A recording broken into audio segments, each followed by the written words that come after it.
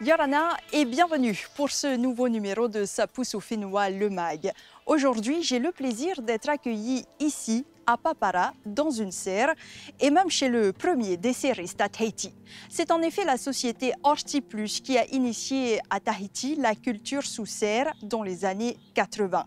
Prévu pour abriter les cultures pendant la saison des pluies, ce dispositif a permis, par exemple, ici, de produire des tomates et des concombres tout au long de l'année. Produire des fruits et légumes de qualité est un véritable challenge, particulièrement sur le Fénois, où les cultures sont attaquées par une multitude de ravageurs importés. Mouches blanches, acariens, pucerons, trips, mouches mineuses, chenilles, ces insectes prolifèrent très rapidement en raison du climat et causent des dégâts très importants dans les cultures. Autant de contraintes qui amènent souvent les agriculteurs à utiliser la lutte chimique pour préserver leur rendement. En tout cas, ni les serres ni les traitements chimiques n'ont été une carapace de protection contre le virus de la tomate transmis par les alérodes. C'est même ici, à HortiPlus, que le virus du tilk a été identifié. Il a ravagé la totalité de la production polynésienne de tomates en 2014. La lutte biologique intégrée est une solution alternative à la lutte chimique ou complémentaire à une lutte chimique raisonnée. C'est l'utilisation d'un organisme appelé auxiliaire ou agent de lutte biologique pour combattre un ravageur ou un nuisible. HortiPlus a justement été accompagné et conseillé par une spécialiste, Julie Grand-Girard, la responsable du laboratoire d'entomologie de l'agropole de Papara. Elle nous expliquera en détail le principe de lutte biologique intégrée et les différents projets de développement de cette méthode sur le Fénois. Mais avant de volter avec les insectes, un petit retour en arrière sur l'histoire de la première serre en Polynésie.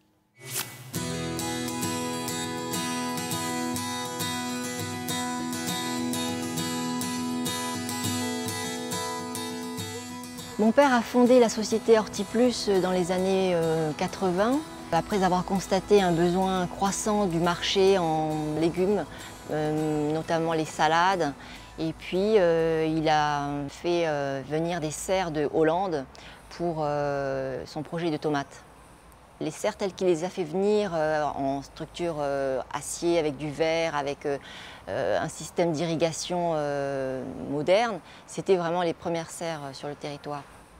Tout le matériel pour la tomate ne peut pas s'adapter à toutes les autres sortes de cultures. Donc ici, on est contraint, de par le matériel qu'on a, à faire de la tomate, des concombres, on peut faire des poivrons également et du melon. La société emploie environ 25 personnes, réparties sur 2 sites. Le premier ici en production hors sol, sous serre, d'environ 25 000 m², et le deuxième site d'environ 5 hectares en cours de mise en place, on pourrait dire en plein air, avec des production plus diversifiée. Quand on a des analyses de limite maximale de résidus, nous on n'en a pas, on a 0 résidu, donc on est super content. Ça permet à nos travailleurs, à nos ouvriers d'œuvrer dans des conditions saines de travail, avec le moins de traitements possible. Eux, ils en sont contents aussi pour leur santé. On est toujours en travail puisqu'on continue la recherche variétale, on améliore nos techniques de production parce que tout a été modifié avec l'arrivée du tilk.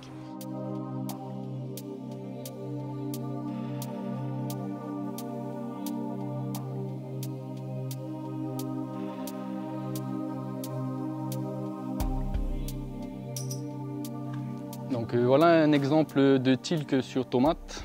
Donc on voit bien que les feuilles sont plus petites, atrophiées et un peu en forme de cuillère.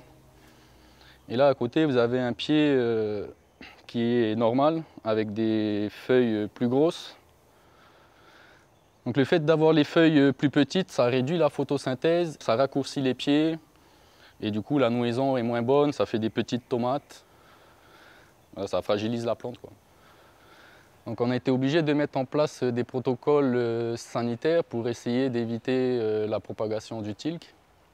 Donc on a mis en place des pédiluves à chaque entrée de serre, donc pour se désinfecter les pieds. On porte des gants à chaque serre. Quand on change de serre, on change la paire de gants pour ne pas propager la maladie, le virus ou d'autres maladies dans les autres serres. Et on a aussi des codes couleurs tricot pour chaque serre, pour pas que justement, toujours pour éviter la propagation des maladies. Avant de commencer la plantation, donc on désinfecte les serres. Ensuite, on met en place notre substrat. Nous, on travaille en pain coco. Après la plantation, donc, on fait le tutorage. Donc, on accroche une ficelle et chaque semaine, on vient pour faire passer le pied de tomate autour de la ficelle. Donc, ensuite, après, il y a la fécondation. Donc. Nous, on fait la fécondation avec des hormones naturelles. Donc, on est obligé de passer avec un produit 2 fois par semaine pour féconder donc, les fleurs de tomates. Ensuite, après, il y a les récoltes. Suite à la découverte du tilk, nous avons vu les limites des produits chimiques. Donc, nous avons décidé de prendre un virage à 180 degrés vers la protection intégrée des cultures, ce qui nous a permis de réduire nos consommations de pesticides chimiques, d'intégrer des biopesticides et travailler avec des auxiliaires de culture.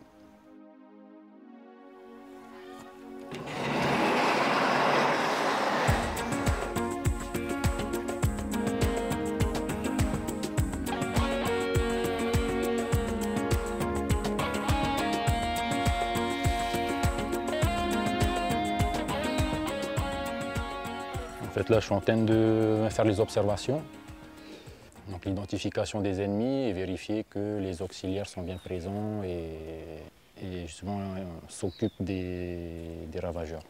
Là, on voit une larve de cirfe qui, elle, est prédatrice du puceron, donc elle attaque directement le puceron, elle le mange. Du coup, voilà, nous, le principe, c'est vraiment d'observer la culture. Ça demande quand même de prendre son temps. Prendre son temps, bien regarder, ne pas passer à côté de certaines choses qui peuvent être importantes.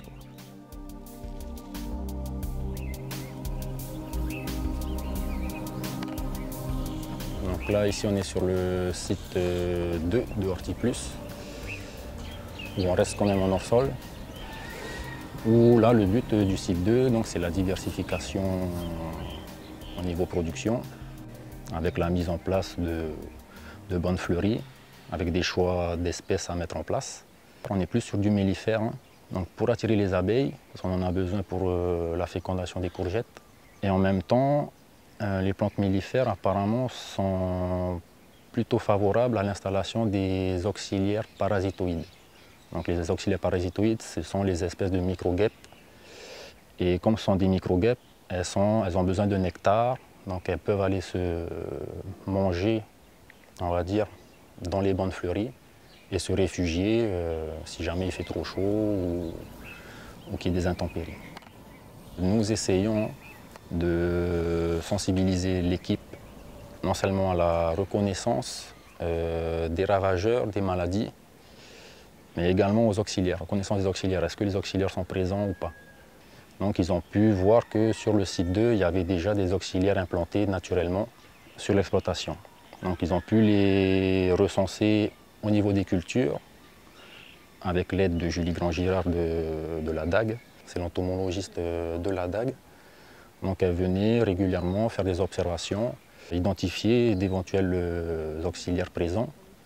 Elle vient vérifier si ça continue à fonctionner, si c'est installé.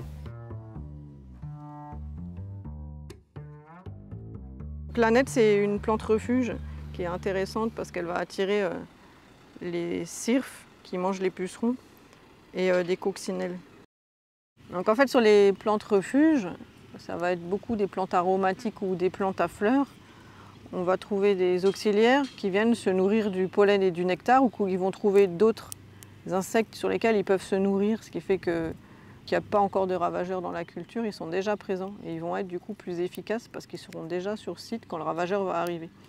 Par exemple, là, sur les soucis, on a une punaise prédatrice de Thrips qui s'appelle Aureus et qui vient se nourrir du pollen et du nectar sur les fleurs et aussi des Thrips qui sont présents dans les fleurs. Donc les soucis, ça va être une plante intéressante pour lutter contre les thrips du coup et aussi contre les pucerons parce que c'est une plante qui attire des pucerons et des prédateurs de pucerons comme des coccinelles ou des microguêpes par exemple. C'est que là du coup on essaye de traiter la fourmi, hein. On n'a pas le choix du coup. Oui. Donc Oui. on essaie de traiter la fourmi pour limiter la mise en place des cochenilles et des pucerons. Ouais. Après, je ne sais pas ce que vous faites comme traitement, mais ce qui est mieux, c'est quand même d'utiliser des appâts. Parce que ça va détruire les nids. Voilà, si on fait tu des fais appâts juste un nous-mêmes. traitement comme ça va juste tuer les quelques fourmis Voilà. qui passent par là. On va aller voir que la population, il y avait un peu d'arleraude, un peu de pucerons. Et donc pour faire le suivi des ravageurs dans les serres, on met des pièges collants qui vont être, c'est hyper collant, qui vont attirer les insectes de par leur couleur jaune. C'est simple, hein. C'est juste, on l'accroche et on laisse pendant 24 heures que les insectes aient le temps de se coller dessus et on fait ça une fois par semaine.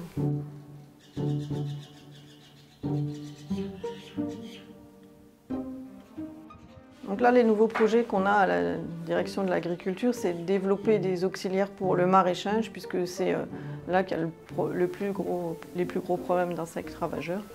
Donc depuis quelques temps, on travaille déjà sur les aleraudes. Depuis quelques mois, on travaille aussi sur des coccinelles, notamment contre les pucerons.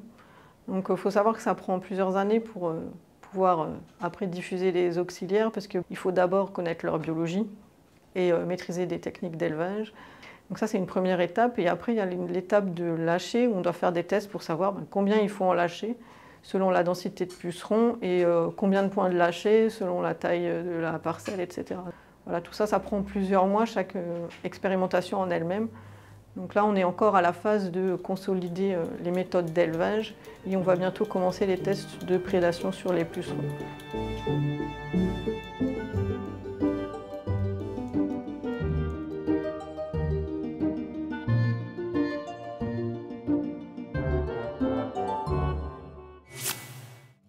Et voilà, c'est avec grand plaisir que j'arpente ces allées de concombres pour achever les derniers moments de notre voyage au centre de la serre.